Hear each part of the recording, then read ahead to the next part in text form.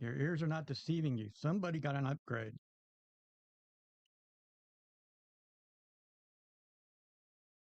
Morning, everyone. It's episode number 11 of the $9 podcast. Moderator Drewski here, moderator of the TalkNShop Patreon. It's been a fun week in my land, to put it mildly. So I'm celebrating. First off, before I drink this, I'm gonna give a shout out to the big fella, the butcher, for sending me some new swag. Look at this beast. Look at this absolute beast. One of the nicest human beings alive. You wouldn't know it.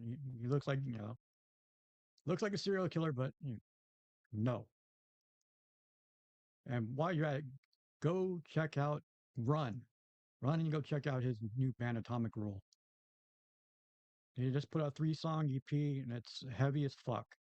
If you're a big Crowbar or a big fan of Crowbar and or Mastodon, it's those vibes.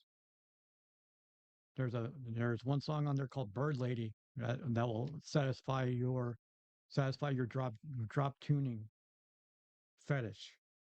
You know who you are. Yes. Bowel shaking doom. Can't get enough of it. And it's like I said, it's been a fun week here, and it's been a fun week for yours truly. It's like uh, new shirt, brand new equipment, as you can hear. Yep, upgrades galore. Uh, the mic, you probably hear me now. Amazing, ain't it? Yeah, but yeah, I'm gonna get obnoxious with the buttons. I don't care. I don't give a schnall. What the hell? Breakfast, of course. New merch plug, of course. Drives everybody crazy that you know that I have a terrible, semi-average podcast and I have all this fucking, I have all this merch. And I've been getting crap from Falcons Nest because of it. It's playful banner. I understand. I really do. I really do understand. You know, it would, when I loaded all these up to YouTube, now that they're all public, thanks, Machine Gun. Son of a bitch. Like the you know, Hoot yesterday uploaded episode 10 onto the main. Here, great, cool. Only problem is, last one episode he had was episode 6, so he neglected 7, 8, and 9. So I had to basically, 7 and 8 and 9 are now were basically in the chat because because Machine Gun was busy. Not, hey, out of my hands. It's like you can only I don't have no control over that. It's basically he's the one who has to check the DMs, not me. I'm not checking his DMs because if I'm checking his DMs, there's something inherently wrong. That's the type of thing that restraining orders are for. And that's not my bag. It might be some other people's bag, but not my bag because Teeny would be upset. And let's see what else. Oh yeah, I've talked about my brother's band in the past. And the newest issue of Decibel magazine, which is it's basically a highfalutin metal version of Rolling Stone, who never covered my brother's band in their entire career, decided to put my brother's debut album, Social Grace, which came out in 1990, in their magazine's Hall of Fame, with a 6-page article of interviews and all that stuff. It's like, timing wise, it's like, okay, why now? Why couldn't you celebrate them while they were Decibel Decibel hadn't been around. It's only been around since like the early 2000s, so they couldn't really talk them up. You know, See, the thing about my brother's band was they were Europe got them immediately. It's like the U.S. They were too far ahead for too far ahead for the U.S. And they came out during a time where like grunge, in between in between hair metal dying out, the Sunset Strip bands dying out, and then grunge starting up. They were caught in the middle of that, and some of it was like you know, bad business decisions. But I'm not going to go there because that's a different type of podcast, and it's not. I can go off about that, but then the band would be real pissed at me, and I don't need that. I don't need that headache. I got enough people pissed at me. But it's nice to see my brother getting recognition for his body of work from somebody. It's nice to know people appreciated it. Okay, what else happened? Oh, machine gun just out of the blue says, "Oh, yesterday tells me, oh yeah, we're going Talking Shop's going to start going live next month, November 5th, and we want you to be the first guest." To which I, after picking my jaw off the floor, thinking, okay, yeah, no, I really appreciate that. I really appreciate that, but it's going to be a train. I'm going to tell everybody right off the bat, it's going to be a train wreck in true Doc and Shot fashion. Even though, but it's going to be a sober train wreck because gun sober. I'm straight edge. I've been straight edge my entire life, and Gallows is going to have to be, Gallows is going to be balancing it out, probably balancing it out, doing a Haibu cocktails somewhere. But the timing wise, it's interesting because it's supposed to be November 5th. November 7th, they're going to be in Tijuana, which is right, right, it's only like a couple miles away from where I live for the crash with great brother Andrade. If they're coming out, the 5th, 7th, my mind's starting to wonder. It's like, okay, they're coming out early. Are they going to do Dock and Shop in my backyard? Should I inform my landlord that two big bald guys are coming over and they're not trying to rob the place? They just want to do a podcast. That'll go. Yeah. Let's see. Let's see if that goes over well. Might end up fucking with my rent. We'll see.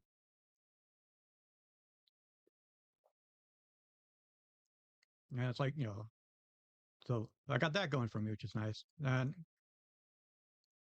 wrestling wise, this week, AEW again killed it. Again, Dynamite's killed, knocked it out of the park again. I'm hearing that the WWE had like a decent Raw for a change, and apparently there's like internal shakeups in the back because the ratings are coming in for SmackDown. They're barely over 1 million viewers now for SmackDown, which is like on you know, considering in the heyday, like the Attitude Era, they were getting like 9 million, 8 9 million viewers. It's been steady decline ever since then. It's like slowly gradual, slow. You're doing. It's not the first time they've had like a shakeup behind the scenes, and it definitely won't be the last, especially if TKO decides to pull the plug on them, which could happen. Because you got some people speculating that the TKO is basically trying to tank up the price with WWE and then sell it off to the Saudis for a profit. And then what happens then? That's the great unknown. It's like there's a whole lot of uncertainty up in Connecticut. They're starting to fuck with the Legends deals that Vince used. Vince made like a hallmark. It's basically taking care of the alumni that got him there. With Legends deals and stuff. And now they're TKO's decided to fuck with the Legends deals and sort of like in terms of royalty statements. I heard the comments from Kevin Nash, and it's like there's one thing about Big Sexy: you don't fuck with his money. You do not fuck with his money because the man stands on business. You know, ravioli ain't cheap. I mean, I'm just wondering that if it's going to start lead to a bunch of legends taking a hard look at their deals and then deciding to go in a class action suit, going, "Hey, we have a signed contract for these. You're not really following the spirit of the contract." So there's good, there's good, it's rising discontent all around up there, up in Connecticut, from what they're doing. Apparently, it's like meanwhile, you got Killer Cross and Scarlet basically at this point openly politicking to come to AEW now. It's hard to believe it's almost been a year since they've left. It doesn't seem that way. Well, it seems like a couple months, but it's been pretty. I don't want to tell double check. I think it's been at least 6 months now. But you know, I love Cross because mm, Cross is a great brother. I hope they land. They're doing the indies thing like they're tearing it up. Shotzi, they're tearing up. Just like Cardona, they're just tearing it up all over the place. Just like the two hoots. Yeah. Back to Dynamite. It's like the nice segue. I know. Thanks. I'm learning. Well, I'm highlight. It's becoming a highlight of Dynamite. See Rocky getting thrown around all over the place. It warms my heart because yeah, he he kind of deserves it. He kind of deserves it for kayfabe and the boys, kayfabe and the Falcons nest. Because apparently, eventually he's going to have to have a come to Jesus meeting with the boys. It'll be a performance review, and it will be fuck. It'll make wrestlers court look like a day in the park. It's going to be hilarious when it happens. I hope it happens on Talking Shop Mania 3. I really do. That would be a funny as hell segment. At least I think so. But then again, I'm not booking the show. At least not yet. Apparently. 'Cause, back to this YouTube live thing. I know Machine Gun has been saying in the past, bring it up in a couple. He wants his own black pack. It was like, and his own group of people, like as part of the as part of the Talking Shop thing going forward. And I'm wondering if that means like all the podcasts from the dojo are going to end up on a Talking Shop YouTube page. As like as, well, should wonder, just wonder. Does that mean I'm if it's going to be if it's going to be a weekly thing where it's I have a lot of questions, right? But there's plenty of time between now and November to figure them out.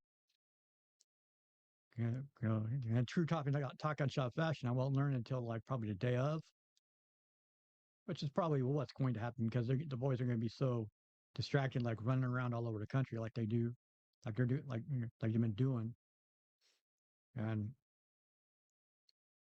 they're going back to England. Like they'll be coming back from England like a couple days before because they're going back for Revolution Pro November 1st because they love them. They love them some Bullet Club in England, and it's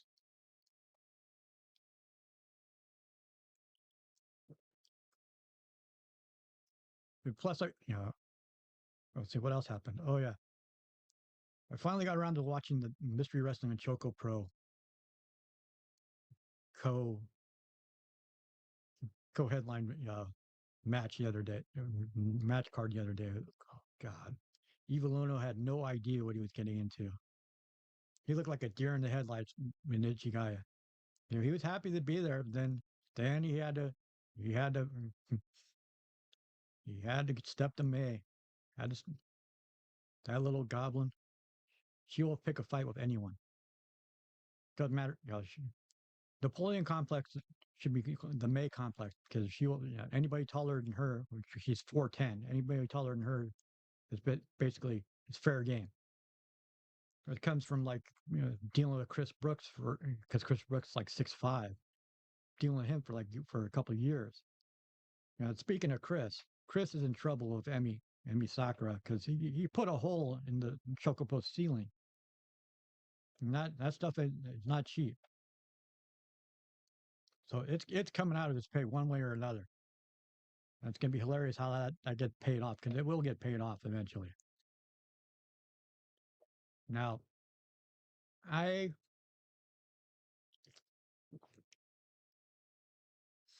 I I think I should go back and review Dynamite a little bit more because Okada and Takeshita, the slow burn, you don't know, they could break apart the Wrestle Dream or not break apart until the finals of the Continental Classic. They get it's a win-win either way, but they're scary as hell together as a tag team. It's a definition of if it was WWE, it would be like, well, can they coexist tag team? It's like they're always at each other's throats, cliche as hell. But for them it works. It's like you know, Brodito's getting over like a motherfucker. That guy has been consistently great all year, right? And Brody's the man. No bad things to say about Brody at all. Why would you say something bad about Brody? I don't want to get chopped. The man does not hold back on anything. Like Butcher, he's a big teddy bear, but don't fucking cross him. He will knock a person out. There's a story you told on like Hardlore. If you ever see Hardlore, it's basically it's a podcast hosted by Colin Young from Twitching Tongues and God's Hate and Bo Loaders of Harm's Way, Weapon X. It's basically they talk hardcore and all that stuff. And Brody's a semi-regular on there. And Brody told like it before he became a wrestler. Brody used to like be a hardcore wrote big time hardcore fan. He would help out and be like a crew guy, jump on shows. He told a story about being on tour with a band and somebody said the wrong thing to him while he was driving. Not him. It's like not Brody wasn't driving. The guy who was driving, driving the equipment van, basically told him to fuck off for some reason because he was driving. He's driving 90 miles an hour like in the middle of the night on a freeway. And Brody told the guy to slow down. He said he told Brody to fuck off. And it's like that's the worst thing you could do because Brody saw red and basically bear pawed him, knocked the guy out. Had to grab the wheel before he flipped the van. It's it's hardcore stories like that are fucking incredible, right? It's like any musician stories like that are incredible because you hear them and it's like no way to that. How is that possible? It happens. It happens. It's like all those stories like in the 70s and 80s about the shit wrestlers would do to stave off boredom. It's like if you did them today, you get arrested. Back then, it was like funniest. They consider it funny as hell. But nowadays, no, it would not. A lot of stuff like that would not fly. I mean, they could have. Could they have died? Yeah, sure. But it makes things funnier. When, in retrospect, knowing what happened, everything was fine afterwards. But just hearing that story, it's like, for Christ's sake. It's like, so you want to be a musician, huh? Okay, this is what this is what not to do. You can say that about a lot of things. Like hey, don't cross the wrong person because there's always going to be somebody bigger. There's always going to be somebody meaner, and there's always going to be somebody who will take it farther than anybody else.